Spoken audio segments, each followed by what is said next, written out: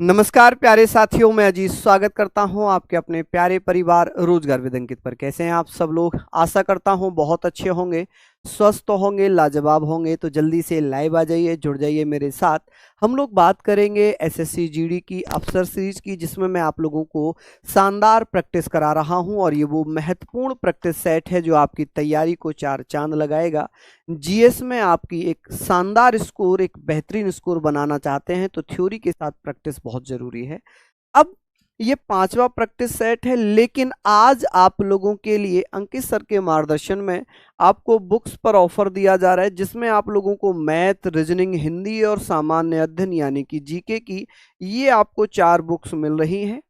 अगर परचेस करने की बात है तो आज 10 बजे से लेकर सुबह 10 AM से लेकर 4 PM तक इस पर भैया ये आपको मिल जाएगी 279 में।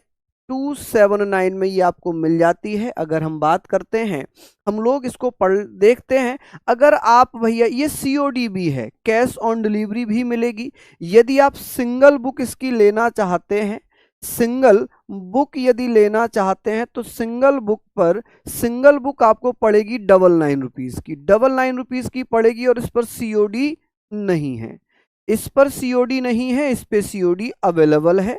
और ये ऑफर आपका रहेगा सुबह 10 बजे से लेकर 4 बजे तक। तो आप लोग इसको देख लीजिए, हमारी वेबसाइट है उस पर आप देख सकते हैं। ठीक है, तो आप लोग ले लीजिए इसको अच्छे से। हम बात करेंगे आज के क्वेश्चंस की। बहुत बेहतरीन तरीके से आप लोगों के लिए क्वेश्चंस तैयार किए गए हैं। चलिए, तो आज का पहला प्रश्न यहां पर लगा दिया है। शकों पर विजय प्राप्त करने के पश्चात निम्नलिखित में से किसने विक्रमादित्य की उपाधि धारण की थी? बहुत बेहतरीन प्रश्न होगा। इसका आंसर आप लोगों के माध्यम से आ जाना चाहिए। हम लोगों ने पढ़ा था कि शकों पर आक्रमण हुआ और शकों पर जीत हासिल करने के बाद किसने विक्रमादित्य की उपाधि धारण की थी? हम लोग जानते हैं क्या चंद्रगुप्त प्रथम था? नहीं था। तो इसका मतलब भैया ये तो ऑप्शन से खत्म। चंद्रगुप्त द्वितीय को ही चंद्रगुप्त विक्रमादित्य कहते हैं। स्कंदगुप्ता, कुमारगुप्ता नहीं था। चंद्रगुप्त द्वितीय को ही हम विक्रमादित्य कहते हैं, सकारी कहते हैं। भैया इसका पिता कौन था? इसका पिता, जिसका नाम था समुद्रगुप्त। क्या नाम था भैया पिता का? आप कहेंगे सर समुद्रगुप्त पिता का नाम था, माता का नाम था दत्त देवी। क्या नाम था भैया? दत्त देवी माता का नाम था।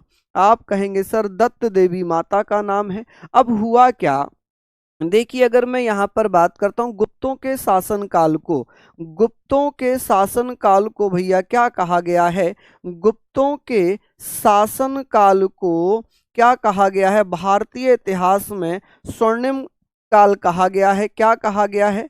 भारतीय इतिहास में गुप्तों के शासन काल को क्या कहते हैं? यहां पर लिख दीजिए शासन को या शासन काल को भारतीय इतिहास में भैया स्वर्णिम या स्वर्ण काल के नाम से भी जानते हैं।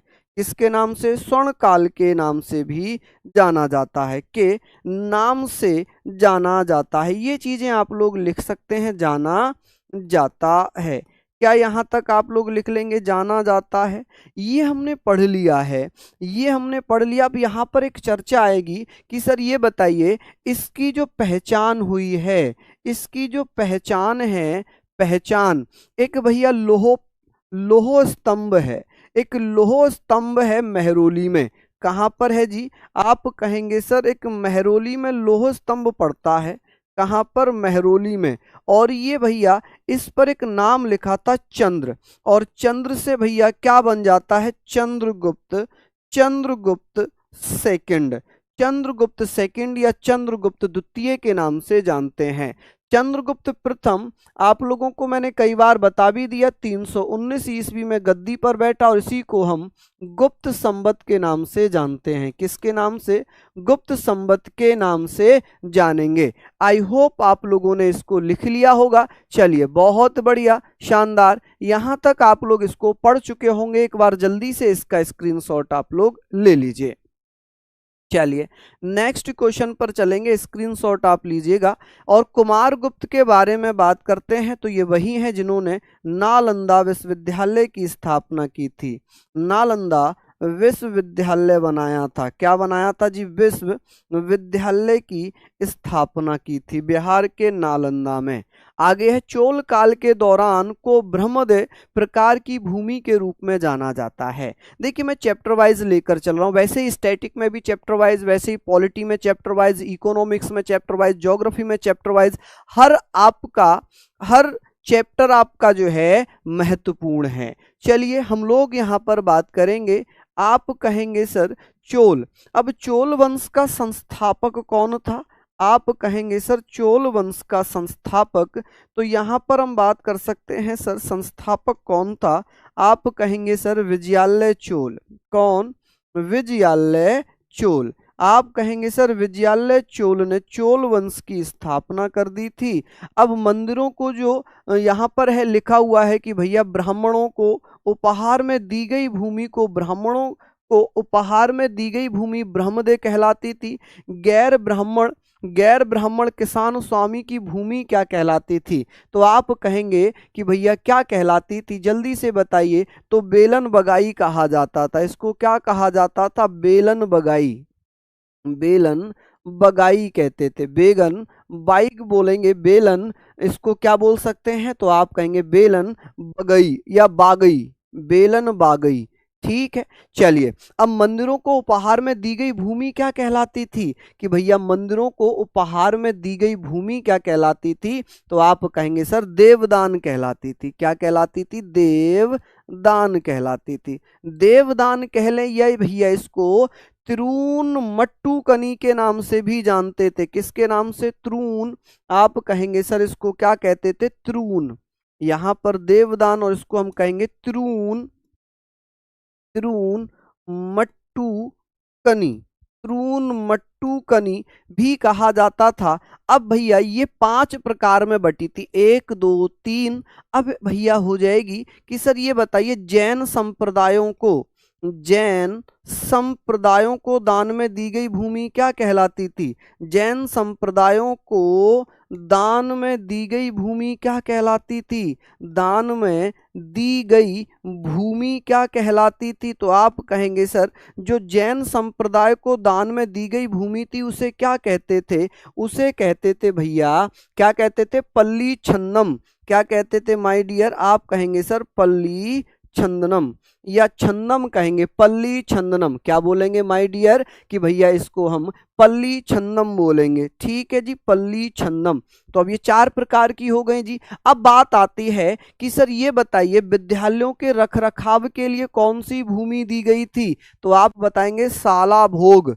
कौन सी भैया? साला भोग। जो साला भोग भूमि हुआ करती थी ये विद्यालयों को दान में दी जाती थी। किसको? विद्यालयों को दान में दी जाती थी। विद्यालयों को दान में दी जाने वाली भूमि को क्या कहते थे? दान में दी गई भूमि, दी गई भूमि क्या कहलाती थी? तो उसे साला भोग कहा जाता था। ये बहुत महत्वपूर्ण है, इसको आप लोग लिख लीजिएगा। अब बात आती है कि सर ये तो हमने पढ़ लिया, ये तो हमने अच्छे से पढ़ लिया, इसका एक स्क्रीनशॉट आप लोग ले लीजिए। हाँ जी, चलिए बहुत बढ़िया। इसको आप लोग भैया देख लीजिए कि क्या क्या कहा गया है, तो आप लोग अच्छे से नोट डाउन कर लेंगे। इसका एक स्क्रीनशॉट भी आप लोग यहाँ पर ले लीजिएगा जल्दी से। आगे बात करते हैं, नेक्स्ट क्वेश्चन पर चलते हैं। लगभग 2000 साल पहले कुषाणों की दूसरी राजधानी बनी, कौन सी बन जाती है? तो सही आंसर आप लोगों का क्या होगा? यहाँ पर हम कुषाणों के बारे में बात करेंगे। देखिए कुषाण वंश की राजधानी कौन सी थी? कुषाणों का संस्थापक कौन था? आप लोग कहेंगे सर कुषाणों का संस्थापक या कुषाण वंश का संस्थापक कौन था? आप यहाँ पर लिखेंगे कुषाण वंश का संस्थापक। ठीक है जी, तो आप कहेंगे कुजुल कडफिसेस। क्या नाम था जी? कुजुल कडफिसेस, कुजुल कडफिसेस, फिशेस। ठीक है जी। अच्छा, इसका उत्तराधिकारी हुआ था बिम कडफिसेस। कौन हुआ था? बिम कडफिसेस। तो ये बिम कडफिसेस, कौन? बिम कडफिसेस। इसने क्या किया? इसने भारत में शुद्ध सोने के सिक्के चलाए थे। इसने क्या किया? भारत में शुद्ध सोने के सिक्के, कि भैया प्रथम शासक जिसने भारत में सोने के शुद्ध या शुद्ध सोने के सिक्के चलाए थे। क्या चलाया था इसने? शुद्ध सोने के सिक्के चलाए थे। शुद्ध सोने के सिक्के इसके द्वारा चलाए गए थे। चलिए ये हम पढ़ लेंगे। अब बात होगी भैया, इसी वंश का एक प्रतापी राजा था, प्रसिद्ध शासक बना, जिसका नाम है कनिष्क। कि भैया प्रसिद्ध शासक कौन था कुषाण वंश का? तो उसका नाम था कनिष्क। कि भैया कनिष्क था, और कनिष्क जो है गद्दी पर बैठ जाता है। ये गद्दी पर कब बैठ गया? तो गद्दी पर बैठा 78 ईस्वी में। कब? 78 ईस्वी में। और इसी को शक संवत कहा गया। क्या कहा गया? शक संवत कहा गया है। ठीक है जी। अब बात करते हैं कि भैया यहाँ पर हम लोगों ने पढ़ लिया कि इसने अपनी राजधानी, जैसे कि कुषाणों की 2 राजधानी हुआ करती थी। कुषाणों की 2 राजधानी थी। कुषाणों की 2 राजधानी, कौन कौन सी 2 राजधानी थी? तो आप कहेंगे सर 2 राजधानी थी। एक तो थी भैया पुरुषपुर। कौन सी? पुरुषपुर। आप कहेंगे पुरुषपुर कहाँ पड़ती थी? तो आप बता देना सर, पुरुषपुर पड़ती थी पेशावर में। कहाँ पर? पेशावर। आप कहेंगे सर पेशावर कहाँ पड़ता है? पेशावर पड़ता है जी वर्तमान पाकिस्तान में। पेशावर जो कि वर्तमान पाकिस्तान में है, पेशावर। आप कहेंगे सर पाकिस्तान में हो जाएगा। और एक हो गई मथुरा। एक कौन सी हो गई जी? मथुरा। अब जल्दी से बताइए कुषाण वंश का अंतिम शासक कौन था? कुषाण वंश का अंतिम शासक कौन बना था? कुषाण वंश का अंतिम शासक जिसका नाम क्या है? आप कहेंगे अंतिम शासक था वासुदेव प्रथम। कौन था भैया? वासुदेव प्रथम। वासुदेव प्रथम कुषाण वंश का अंतिम शासक था। इसको आप लोग नोट डाउन करिए जल्दी से। इसको आप लोग नोट डाउन करिए। साउंड स्लो नहीं आ रहा है? साउंड तो ठीक जा रहा है, साउंड तो एकदम क्लियर चल रहा है। चलिए बहुत बढ़िया, जल्दी से बताइए।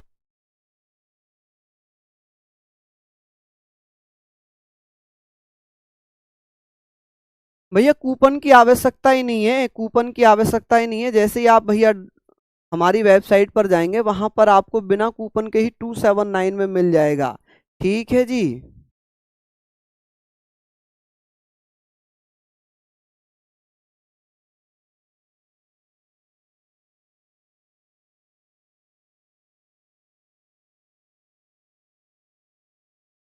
चलिए बहुत बढ़िया। यहाँ पर हम लोगों ने लिख लिया भारतीय संविधान का कौन सा अनुच्छेद शोषण के विरुद्ध अधिकार से संबंधित है। हम लोगों ने बहुत बार पढ़ रखा होगा, मूल अधिकार संविधान के भाग 3 में 12 से लेकर 35 तक दिए हुए हैं। अब शोषण के विरुद्ध अधिकार की बात होगी, लेकिन मैं एक एक करके पहले बता दूं। तो चलिए आंसर ही पहले कर लेते हैं। यहाँ पर आपका पहला हो जाएगा भैया अनुच्छेद 23। इसमें क्या लिखा है? दोष सिद्धि से संरक्षण। इससे दोष सिद्धि से संरक्षण। दोष सिद्धि से संरक्षण हो जाएगा। ठीक है। इसमें क्या होगा? प्राण एवं दैहिक स्वतंत्रता। प्राण एवं दैहिक स्वतंत्रता। क्या होगा भैया इसमें? दैहिक स्वतंत्रता। ठीक है जी, प्राण एवं दैहिक स्वतंत्रता। और यहां पर क्या होगा? गिरफ्तारी से संरक्षण। किससे भैया? गिरफ्तारी से संरक्षण। गिरफ्तारी से संरक्षण। तो ये सारी चीजें आप लोग पढ़ लेंगे। यहां पर आप लोग सारी चीज पढ़ेंगे। इसमें क्या क्या दिया हुआ है कि भैया मानव दुर्व्यापार एवं बलात्श्रम। मानव दुर्व्यापार, आप कहेंगे मानव दुर्व्यापार एवं बलात्श्रम। आप कहेंगे बलात्श्रम यानी कि फोर्स लेबर। बलात्श्रम यानी कि फोर्स लेबर। अब इसी में लिखा हुआ है बेगार। बेगारी भी इसी में आती है। बेगारी, बधुआ मजदूरी।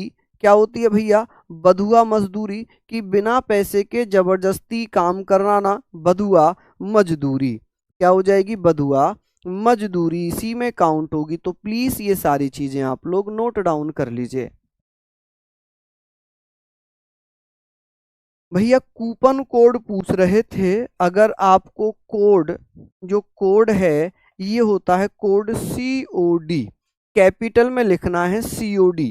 कूपन कोड अगर लिखना चाहते हैं तो COD होगा। ठीक है जी। क्या हो जाएगा? COD। फ्लिपकार्ट पे, हमारी वेबसाइट पे कोई कोड नहीं है। ठीक है, आपको ऐसे ही मिलेगी वहां पर, यहाँ पर COD हो जाएगा।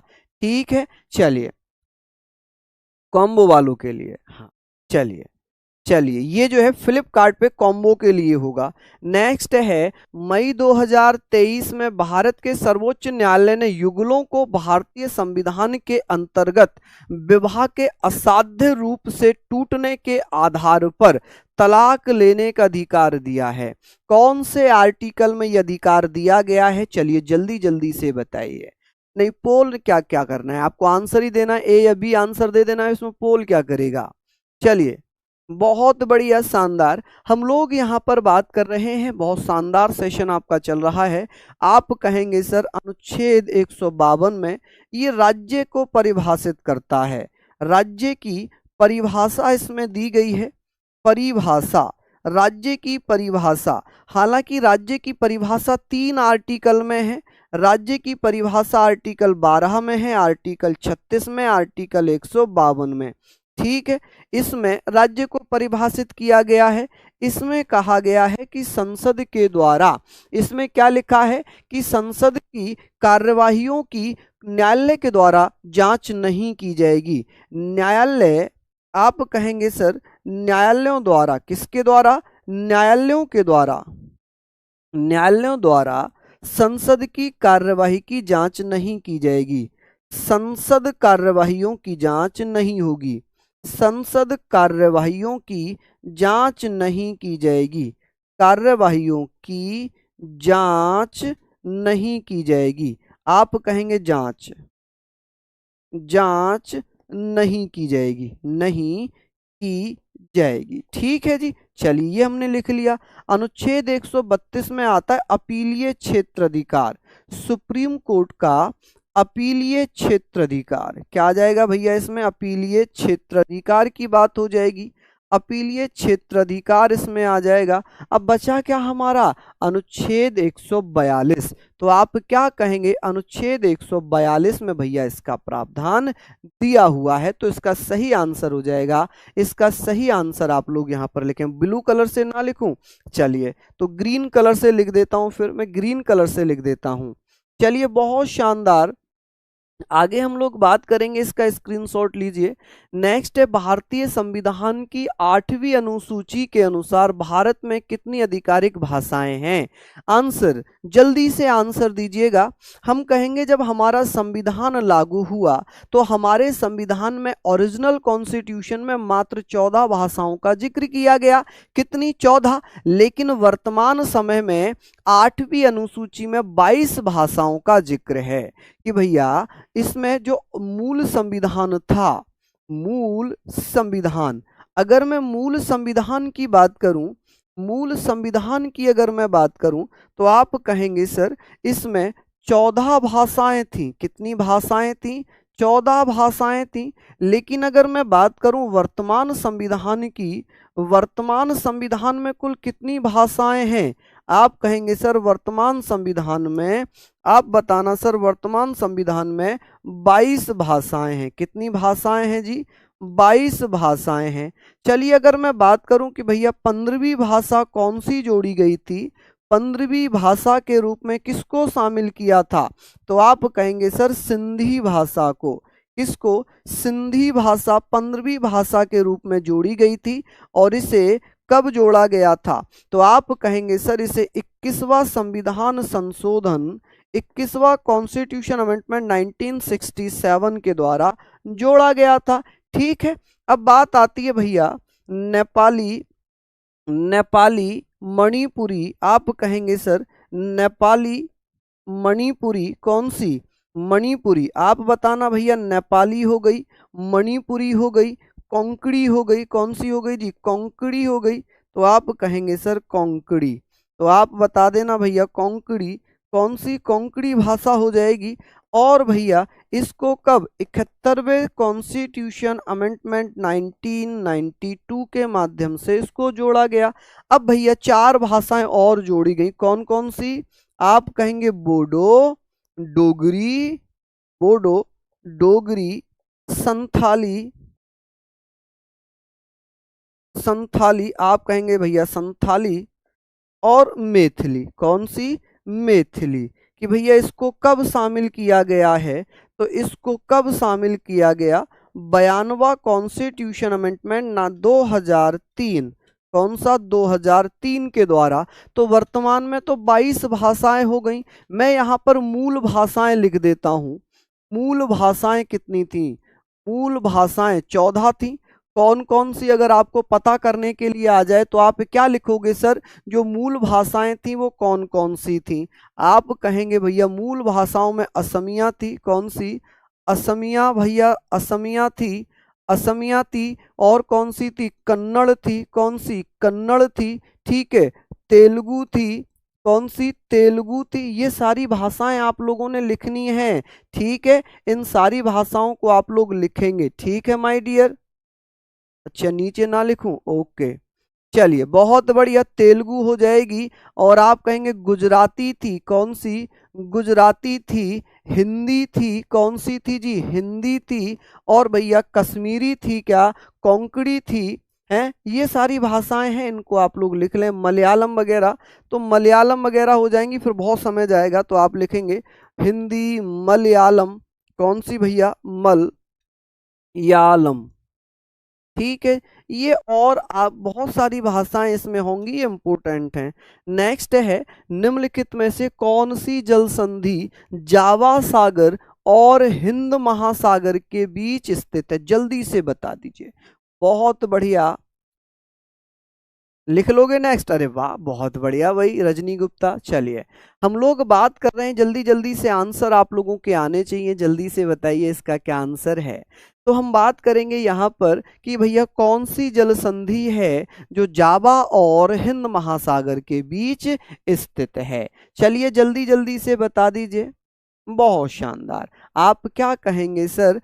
सुंडा, सुंडा जल संधि हम कह सकते हैं। और कूक जल संधि इंपॉर्टेंट है, बहुत ज्यादा पूछी जाती है ये, कि सर ये कूक जल संधि किस किस के मध्य होगी? तो आप कहेंगे तस्मान सागर और दक्षिण प्रशांत महासागर से जोड़ता है। तो आप कहेंगे इसके द्वारा तस्मान महासागर को, तस्मान, तस्मान सागर को किसके साथ? दक्षिणी प्रशांत महासागर के साथ, दक्षिणी प्रशांत महासागर के साथ। आप कहेंगे दक्षिणी प्रशांत महासागर के साथ, महासागर के साथ। ठीक है, के साथ। पाक जलडमरू मध्य किसके साथ जोड़ता है? तो आप कहेंगे पाक जलडमरू मध्य भारत एवं श्रीलंका, भारत एवं श्रीलंका। तो आप लोग ये भी चीजें लिख लीजिए कि भारत और श्रीलंका के मध्य है।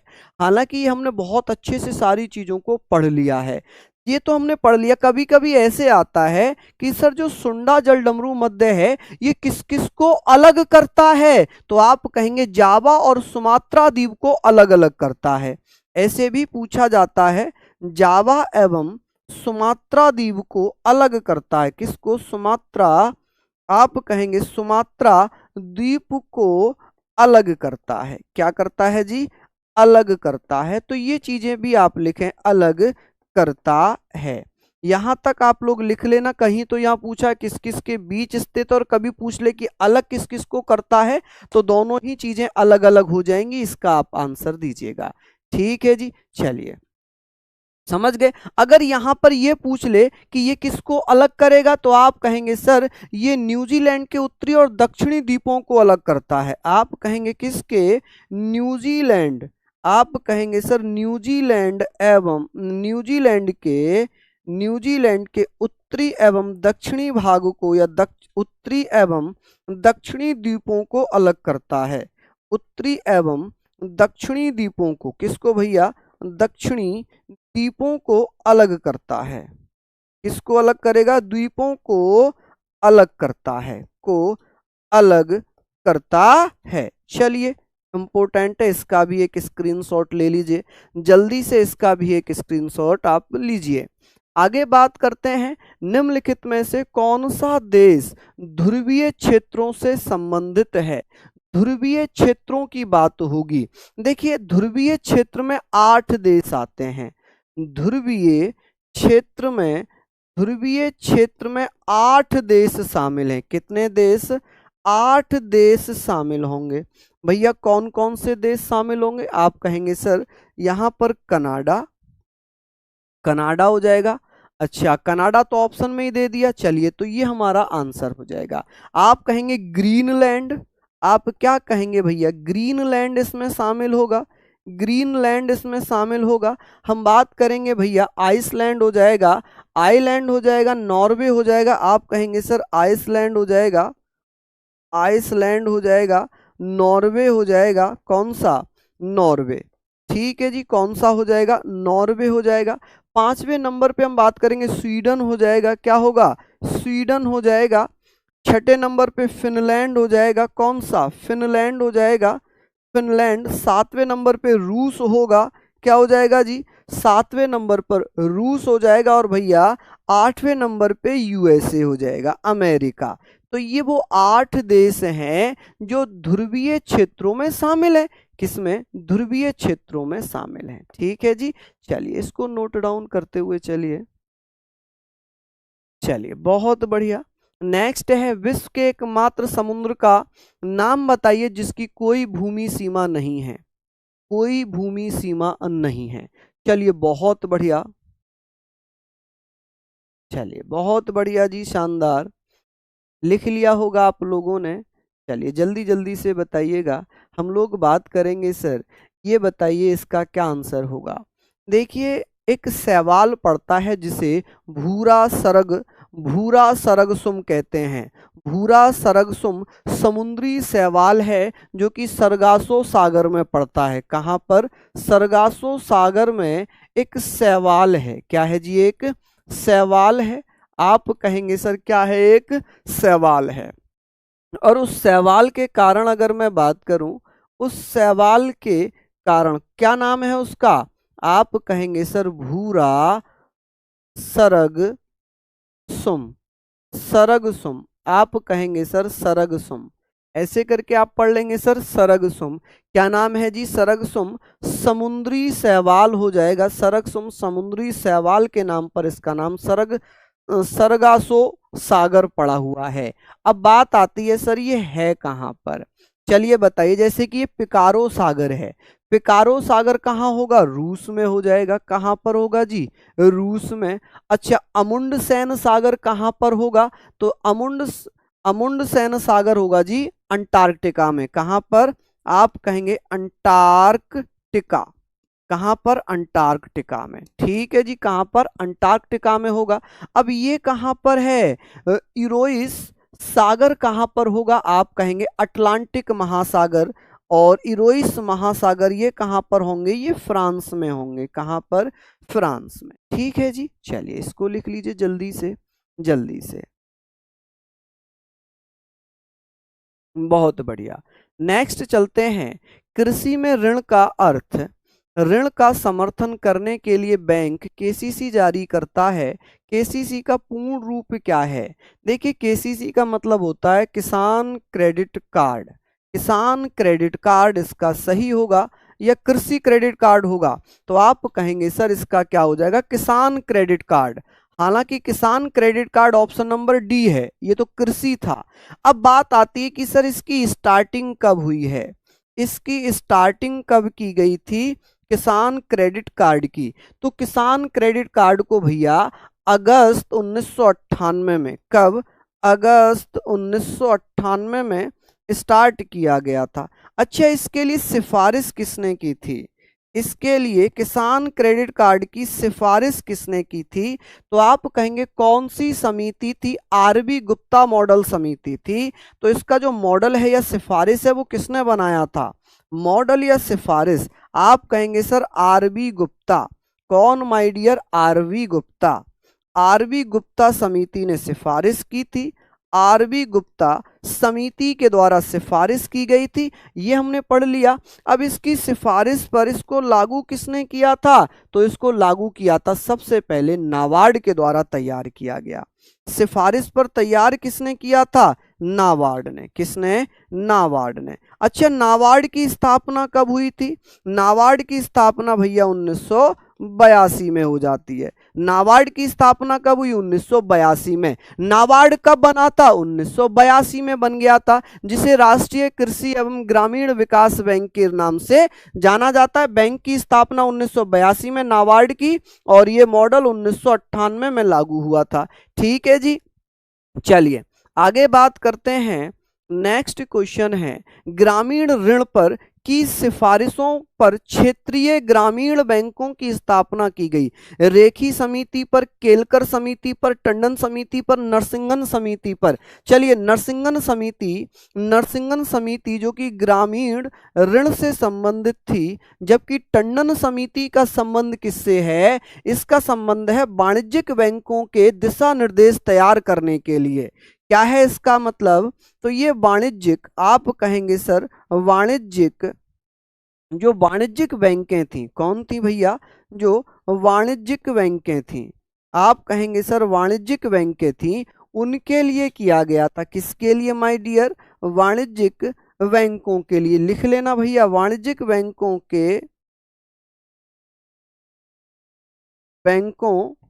के लिए दिशा निर्देश बनाने के लिए, दिशा निर्देश तैयार करने के लिए, दिशा निर्देश तैयार करने की सिफारिश इन्होंने की थी। अच्छा, रेखीय समिति की बात होगी। रेखीय समिति किससे संबंधित है? तो आप कहेंगे भैया रेखीय समिति करदाताओं और संग्रहदाताओं, यानी कि जो ऋण, जो करदाता हैं, करदाता, और जो भैया उसको संग्रह कर रहे हैं, संग्रहदाताओं के मध्य, संग्रहदाताओं के मध्य, करदाताओं एवं संग्रहदाताओं के मध्य संबंध कैसे होने चाहिए, उसको लेकर संबंध। तो आप कहेंगे भैया संबंध को लेकर ये समिति बनाई गई थी। अब केलकर समिति की बात करते हैं, तो भैया जो पीपीपी मॉडल है वो केलकर समिति ने उसका मूल्यांकन किया था। या ऐसे कह सकते हैं कि भारत में सार्वजनिक मूल्यों, सार्वजनिक निजी भागीदारी, जो पीपीपी मॉडल है का अध्ययन और मूल्यांकन करने के लिए स्थापित की गई थी। किस किस के लिए? PPP model. ठीक है जी, स्क्रीनशॉट लीजिए, जल्दी से स्क्रीनशॉट लीजिए। नेक्स्ट है, ध्वनि तरंगों के उत्पादन और संचरण के अध्ययन को क्या कहा जाता है? बहुत बढ़िया क्वेश्चन है जी, बहुत बढ़िया क्वेश्चन है, जल्दी से बताइए इसका सही आंसर क्या होगा। आप कहेंगे ध्वनि तरंगों के उत्पादन और संचरण के अध्ययन को हम क्या कहते हैं? तो आप कहेंगे सर इसको ऑर्कोटेक्स बोलते हैं। क्या बोलेंगे? इसको ऑर्कोटेक्स बोलेंगे। ठीक है जी, ऑर्कोटेक्स इसको बोला जाएगा। ठीक है, अब बात यहां पर ये आती है कि सर ये बताइए जो ऑप्टिक्स है, जो ऑप्टिक्स है ये क्या है? तो भौतिक विज्ञान की वह शाखा जो दृश्य और अदृश्य प्रकाश दोनों के गुणों और घटनाओं से संबंधित है। तो आप कहेंगे सर ये भौतिक विज्ञान की वह शाखा है, भौतिक विज्ञान की वह शाखा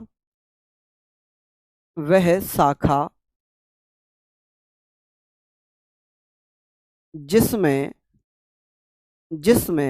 दृश्य एवं अदृश्य प्रकाश, दृश्य एवं अदृश्य प्रकाश के गुणों का अध्ययन किया जाएगा। गुणों और घटनाओं का अध्ययन होगा, घटनाओं का अध्ययन होगा। क्या होगा जी? अध्ययन होगा। उसे हम क्या बोलते हैं? ऑप्टिक्स बोलते हैं। चलिए, फोटोनिक्स क्या होगा? फोटोनिक्स की बात करते हैं, प्रकाश और अन्य प्रकार के दीप्तिमान ऊर्जा का अध्ययन। तो यहां पर हम करेंगे कि सर इसमें क्या होगा? तो आप बता देना भैया इसमें क्या होता है? प्रकाश और अन्य प्रकार के, प्रकाश एवं अन्य प्रकार, प्रकाश एवं अन्य प्रकार के दीप्तिमान ऊर्जा का अध्ययन किया जाता है। ऊर्जा का अध्ययन इसमें किया जाता है। ठीक है, एस्ट्रोफिजिक्स क्या होता है? तो आप कहेंगे सर एस्ट्रो से ही समझ जाएंगे हम कि अंतरिक्ष विज्ञान की शाखा है, ब्रह्मांड के भौतिक और रासायनिक विज्ञान के नियमों को लागू करती है। तो ये भैया अंतरिक्ष विज्ञान, ऐसे लिखना भैया, ये क्या है? अंतरिक्ष विज्ञान। ये अंतरिक्ष विज्ञान की शाखा होगी, विज्ञान की शाखा है। और इसमें क्या होता है? शाखा है। इसमें क्या होगा भैया? इसमें क्या किया जाएगा? ब्रह्मांड। आप कहेंगे सर ब्रह्मांड के अध्ययन के लिए, अध्ययन के लिए फिजिक्स एवं केमिस्ट्री यानी कि भौतिक और रासायनिक, भौतिक एवं रासायनिक, आप भैया बताना भौतिकी और रसायन की, भौतिकी एवं रासायनिक, रासायनिक नियमों को लागू किया जाता है। किसको? नियमों को लागू किया जाता है, लागू किया जाता है। ये सारी चीजें आप लोग लिख लीजिए भैया, अच्छे से इसका स्क्रीनशॉट आप लोग फटाफट से ले लीजिए, जल्दी जल्दी से इसका स्क्रीनशॉट आप लोग ले लीजिएगा। हैं जी, चलिए बहुत बढ़िया, इसको आप लोग नोट डाउन कर लेंगे, एक स्क्रीनशॉट भी आप लोग ले लेंगे। लिखा है हैलोजन के सबसे बाहरी कोश में इलेक्ट्रॉन होते हैं। हैलोजन की जब भी बात आएगी, जब भी बात आएगी हैलोजन की, तो हम कहेंगे सर हैलोजन में तो 7 इलेक्ट्रॉन होंगे। कितने होंगे जी? 7 इलेक्ट्रॉन होंगे। लेकिन बात यह है कि आवर्त सारणी में कितने हैलोजन बताए गए हैं? अगर मैं बात करता हूं आवर्त सारणी में, आवर्त सारणी में कितने हैलोजन हैं? आवर्त सारणी में 5 हैलोजन होते हैं। कितने भैया? आप कहेंगे 5 हैलोजन हैं। कितने हैलोजन हैं? आप कहेंगे सर 5 हैलोजन हैं। कौन कौन से हैलोजन हो जाएंगे? आप कहेंगे सर 5 में ब्रोमीन आएगा, आयोडीन आएगा, फ्लोरीन आएगा, क्लोरीन आएगा। फ्लोरीन आप कह सकते हैं सर फ्लोरीन होगा, क्लोरीन होगा, क्लोरीन होगा, ब्रोमीन होगा। क्या होगा भैया? ब्रोमीन हो जाएगा। और आप कहेंगे आयोडीन हो जाएगा, आयोडीन। आप कहेंगे सर आयोडीन हो जाएगा। एक और बचता है एस्टेटीन। क्या बच जाता है भैया? एस्टेटीन। ठीक है जी, ये चीजें भी आप लोग यहाँ पर लिख लेना, एस्टेटिन। ठीक है जी, इसको हम एस्टेटिन लिखेंगे। ठीक है माय डियर, चलिए इसको आप लोग लिख लीजिएगा। किसी को कोई समस्या, कोई दिक्कत है तो प्लीज बताएं, जल्दी जल्दी से लिख लीजिए।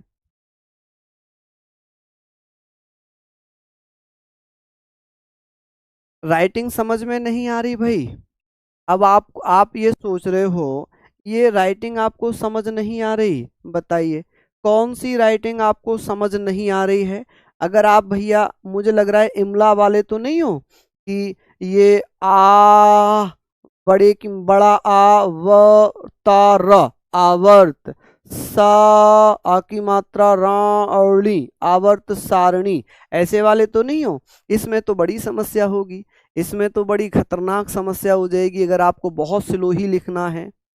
ठीक है जी, हाँ जी, बहुत स्लो लिखना है फिर तो बड़ी दिक्कत है आपके साथ।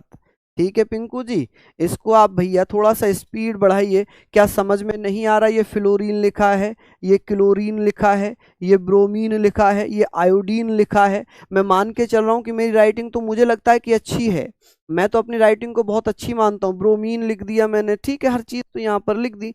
कोई समझ में नहीं आ रही हो तो प्लीज़ मुझे बताएं। ठीक है, चलिए। लिखा है श्री दीपक मजूमदार का वर्ष का संगीत नाटक अकेडमी पुरस्कार मिला। देखिए आज हम लोगों ने नाटक या पुरस्कार की बात की और घरानों की बात की। आज हमने स्टैटिक के 2 चैप्टर लिए हैं, एक तो हमने पुरस्कार लिए हैं और एक हमने घराने लिए हैं। तो आप कहेंगे भैया कब मिला था संगीत नाटक अकेडमी पुरस्कार? तो 2018 में दिया गया था। कब? 2018 में इन्हें दिया गया। अन्य पुरस्कार भी इन्हें मिले थे। इन्हें अन्य पुरस्कार कौन कौन से मिले हैं? इन्हें अन्य पुरस्कार जैसे महाराष्ट्र गौरव मिला। क्या मिला इन्हें भैया? महाराष्ट्र गौरव पुरस्कार इन्हें मिला है। महाराष्ट्र गौरव पुरस्कार इन्हें मिल चुका है। इन्हें कला रत्न पुरस्कार मिल चुका है। कौन सा? कला रत्न पुरस्कार। अच्छा, कला रत्न कौन सा प्रदेश देता है? तो ये आंध्र प्रदेश के द्वारा दिया जाता है। किसके द्वारा? आंध्र प्रदेश के द्वारा कला रत्न दिया जाता है। अब बात करेंगे भक्तांजलि ट्रस्ट द्वारा इन्हें एक आचार्य नृत्य पुरस्कार दिया गया है। कौन सा?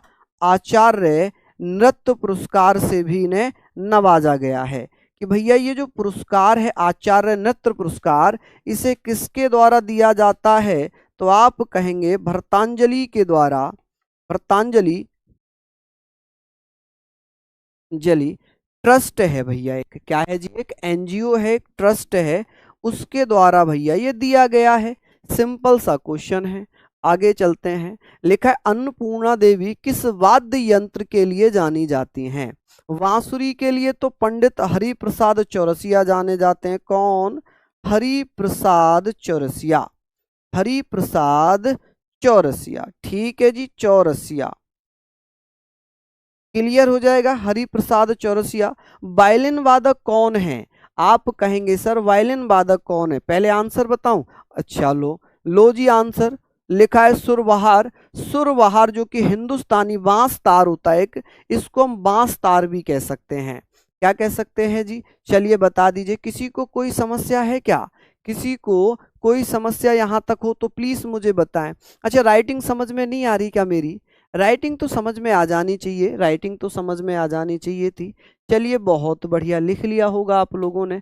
चलिए, तो हम वायलिन वादक की बात कर रहे थे। आप कहेंगे सर वायलिन में अम्बी सुब्रमण्यम। कौन माय डियर? अम्बी सुब्रमण्यम। सुब्रमण्यम, ठीक है जी, मण्यम, ठीक है। अब सरोद, सरोद अली अमजद खां। कौन? अली अमजद, अमजद, अली अमजद, अमजद खां। क्लियर हो गई चीजें? चलिए नेक्स्ट क्वेश्चन की तरफ चलेंगे कि कथक नृत्यांगना सितारा देवी को 1973 में निम्नलिखित में से किस पुरस्कार से सम्मानित किया गया था? पद्म विभूषण, पद्म भूषण, संगम कला या पद्मश्री? 1973 की बात हो रही है। चलिए आंसर दीजिए। आप कहेंगे सर इन्हें कौन सा? तो पद्मश्री पुरस्कार दिया गया था। चलिए अब भैया इन्हें एक पुरस्कार और मिला था, कहेंगे भैया संगीत नाटक अकेडमी पुरस्कार इन्हें कब दिया गया? संगीत, आप कहेंगे संगीत नाट्य अकादमी पुरस्कार। नाट्य अकादमी पुरस्कार कब दिया गया? अकादमी पुरस्कार इन्हें भैया कब मिला? 1969 में मिल गया। इन्हें एक पुरस्कार कालिदास सम्मान भी मिला था कि भैया इन्हें कालिदास सम्मान पुरस्कार भी दिया गया। कौन सा? तो आप कहेंगे सर कालिदास सम्मान पुरस्कार। कालिदास सम्मान पुरस्कार दिया गया है। कालिदास सम्मान पुरस्कार कब दिया गया? तो यह पुरस्कार मिला है 1995 में, 1995 में। कब? 1995 में, ठीक है जी। चलिए लिखा है अब्दुल करीम खान और अब्दुल वाहिद खान घराने के संस्थापक थे। कौन से घराने के संस्थापक थे? चलिए जल्दी से बताइए। देखिए हम लोग बात करेंगे कि किराना घराने के संस्थापक कौन है? अब्दुल करीम खान और वाहिद खान। ये मंद संगीत के लिए जाना जाता है, जो राग लगाए जाते हैं उनके लिए जाना जाता है, ठीक है। हम बात करेंगे भीमसेन जोशी, जो बहुत महत्वपूर्ण नाम आता है कि बहुत मंद संगीत के लिए, राग के लिए जाने जाते हैं। हंगुलबाई, हंगुलबाई राग के लिए जानी जाती हैं। आगरा घराना के भैया जल्दी से बताइए। आगरा घराना को रंगीला घराना भी कहा जाता है। क्या कहते हैं इसको? रंगीला घराना भी कहा जाता है, रंगीला घराना।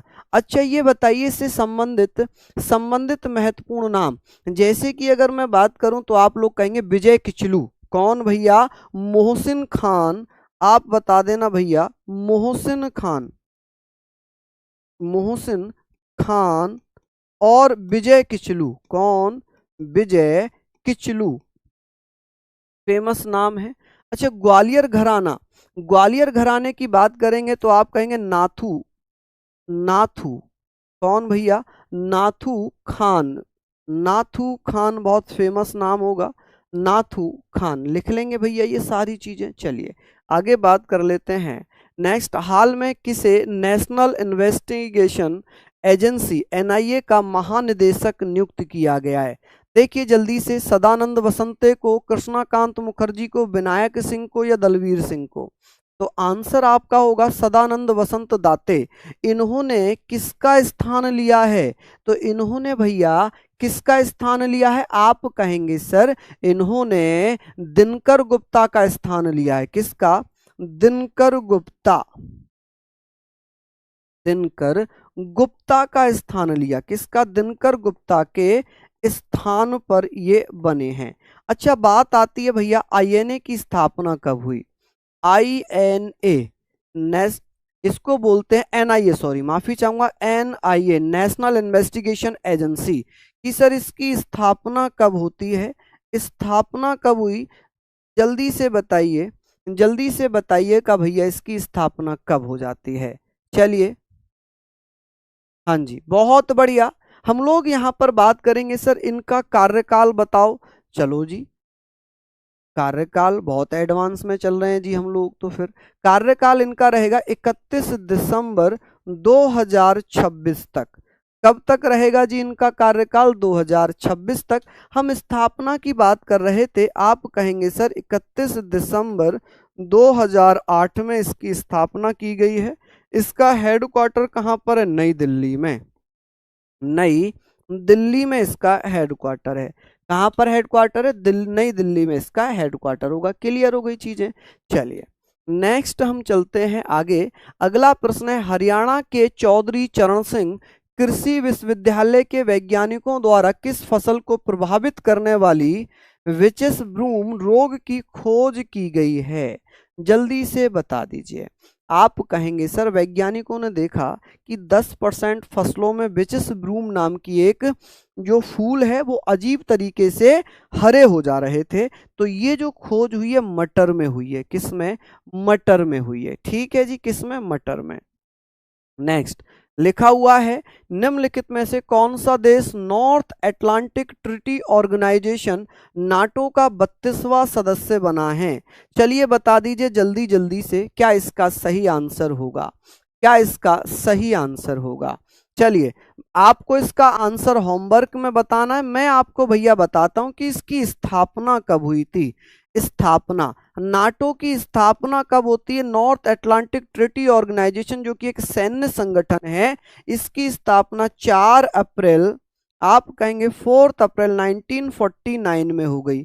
ठीक है जी, कहां पर हो गई? तो आप कहेंगे सर कहां पर हो जाती है? इसमें सदस्य देश कितने हो जाएंगे? सदस्य हो जाएंगे जी 32। कितने हो गए जी? 32 सदस्य हो गए। ठीक है, तो आप लोगों को इसका आंसर बताना कि 32वां सदस्य कौन सा बना है। तो इसका स्क्रीनशॉट लीजिए और कमेंट करके बताना कि आज आपका स्कोर कितना रहा। आज आपका स्कोर कितना रहा। और जो मेरे भैया जो बुक लेना चाह रहे हैं, मैंने उनके लिए यहाँ पर बता ही दिया था, ये आपको बुक मिल रही है। अगर आप फ्लिपकार्ट वगैरह से, किससे? फ्लिपकार्ट से अगर आप ले रहे हैं तो इस पर कोड जो होगा, कोड हो जाएगा भैया COD कैपिटल में, COD कैपिटल में रहेगा। और ये जो कोड एप्लीकेबल है ना, ये केवल कॉम्बो पर होगा। किस पर? कॉम्बो पर होगा। और बाकी सिंगल बुक पर कोई कोड नहीं है, वो ये हमारी वेबसाइट पर मिलेगी। RWA जो हमारा ऐप है उसी पर मिल जाएगी। ठीक है जी, चलिए तो आप लोग अच्छे से सारी चीजें ले लीजिए, मेहनत करिए और कमेंट करके बताना कि आज आपका स्कोर कितना हुआ। तो सभी को बहुत बहुत धन्यवाद। नमस्कार, जय हिंद, जय भारत।